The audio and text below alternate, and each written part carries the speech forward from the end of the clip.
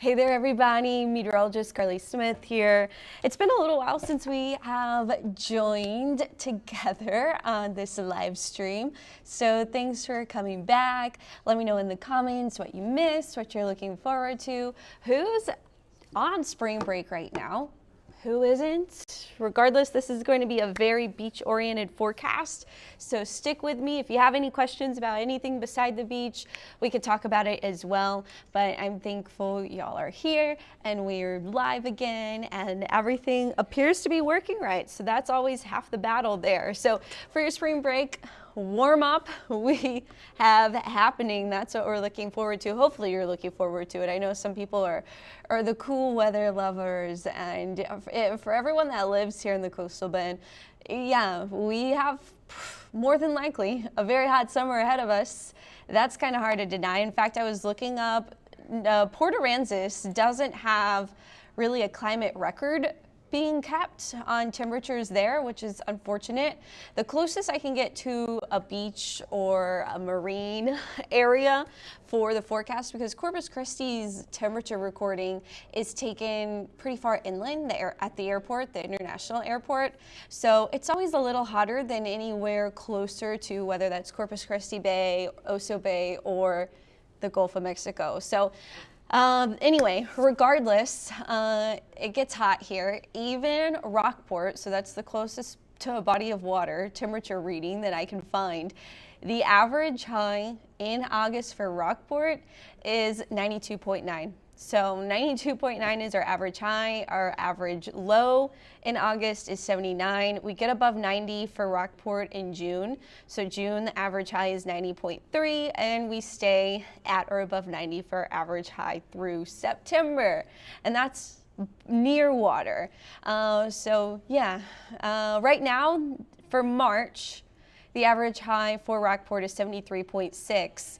And so we do have, I was going to show this later, but because I went on this little ramble, we do have for our Port Aransas forecast. So Rockport, I could make it specifically for Rockport. That would be fun to do too. But right now, Rockport's average high is 73.6. They're both, well, Rockport's Aransas County, but then Port Aransas, we're right there about average for this time of year. So this is what we expect for the most part for spring break.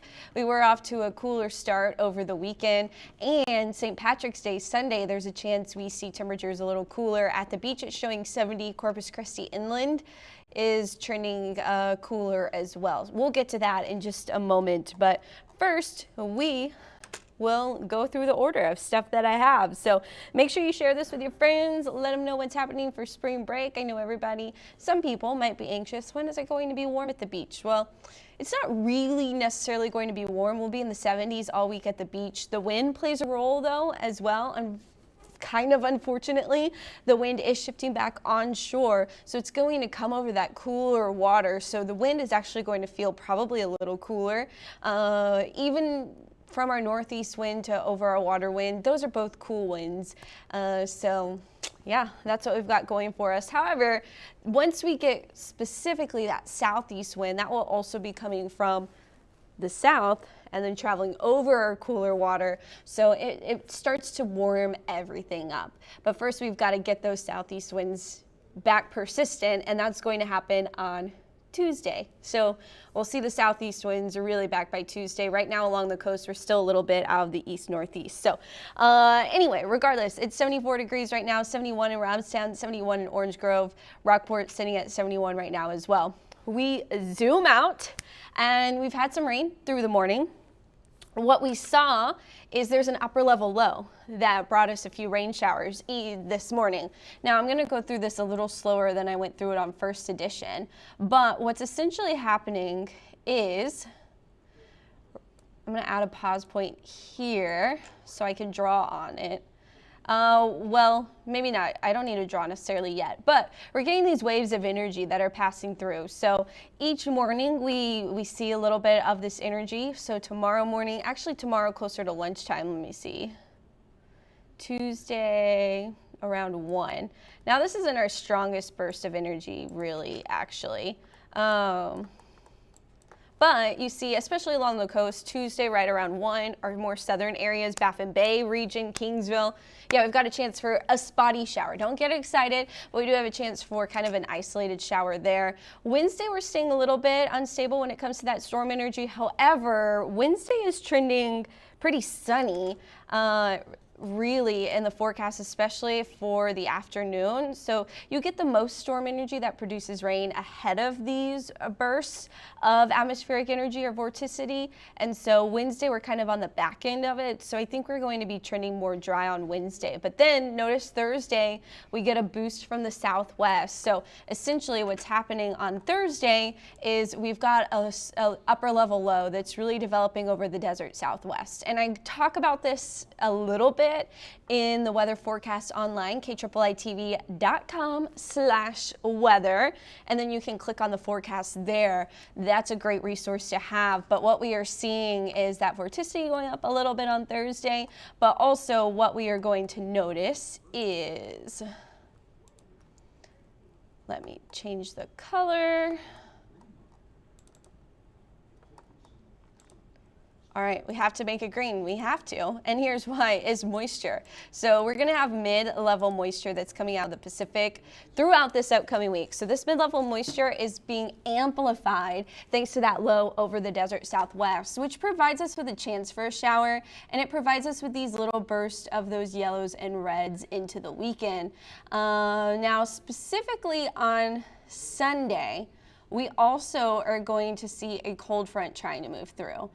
This cold front might stall to our north. In fact, that's what this is showing, is that energy, especially from the front, stalling to our north and not making it as South Texas. So we could trend a little bit warmer on St. Patrick's Day if that front never makes it all the way through. But at the surface, it does look like something known as a coastal low may develop. And what that does is it keeps us in a northeast flow of wind at the surface versus at the upper levels, we're having that southwest flow.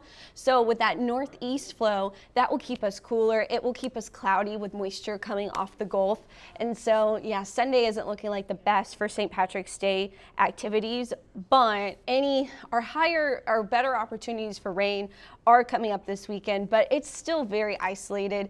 I am more confident in rain Friday, Saturday, Sunday, even though on this post right here, I really have it the same level as today and tomorrow, which we did get some rain this morning. There were raindrops on my windshield when I walked out to take a run to Chick-fil-A. But overall, it didn't add up to really anything.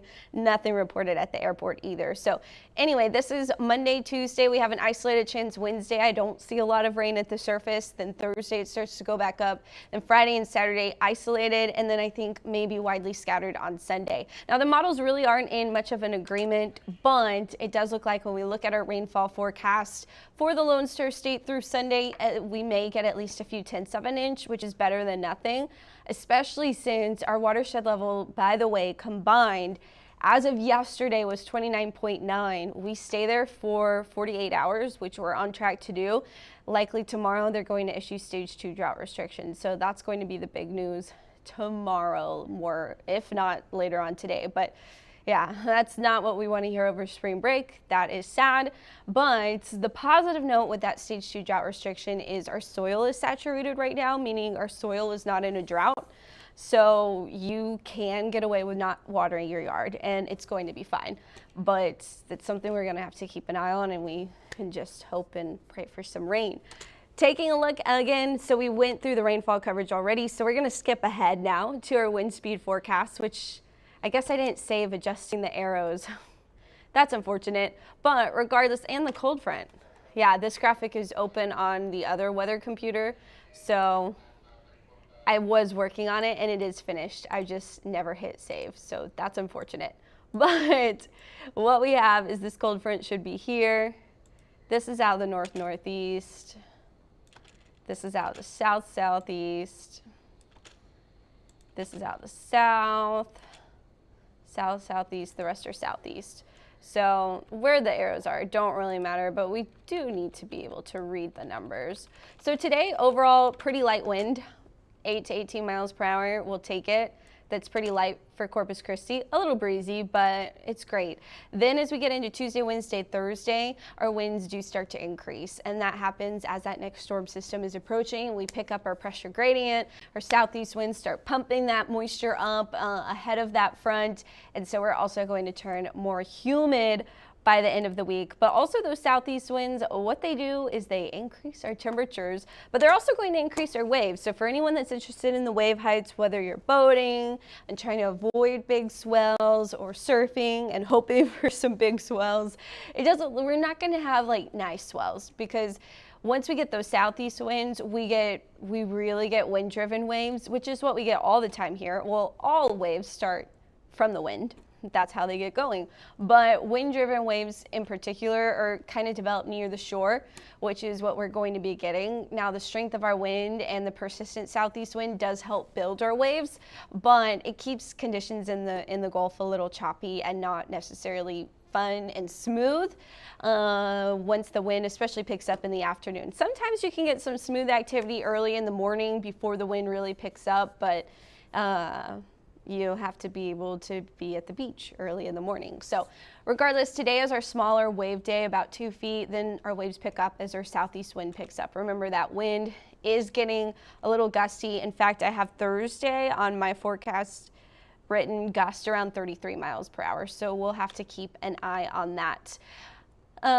Finally, Port Aransas temperature. So this is specific for the beach. We saw this earlier if you were joined earlier in the forecast, but we're talking 75 degrees on Wednesday. So in terms of temperature, Wednesday is going to be a great day, but remember the wind, not so great. Wind is going up 12 to 22 miles per hour. Not our favorite thing to happen at the beach, having strong wind, blowing sand around, blowing your toys around, blowing your canopies around. But then Thursday and Friday, we're still having wind. Overall, I think today's a nice beach day. The sun, for the most part, is out, or it's being filtered through some clouds, and that really helps it feel warmer. We are at 68 degrees at the beach right now at noon. I do think we'll make it to 70, 71 before the day is over by 4 o'clock. So here was my hour by hour forecast there. So we're 1 degree shy of where I thought we would be by now. That's pretty good. Low tide happening right now. Well, it happened at 10:52, but it's still on the lower side. Even our high tide isn't running high. We get coastal flooding, or it's difficult to park on the beach when it's about closer to 2 feet above normal. We're at 0.91, which is great for parking beach conditions. We are going to have a decent amount of sunshine this afternoon as well, so it's going to be nice.